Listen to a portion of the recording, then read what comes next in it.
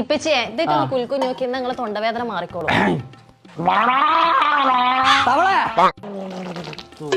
അടച്ച റബ്ബേ നീർക്കോലി ഓനേറ്റ് ഒച്ചട എന്നെ കൊണ്ടാവില്ല കേട്ടോ. എന്താ ചജ്ജി പറഞ്ഞാളാ അത് ഞാൻ ഏറ്റുപ്പച്ചേ.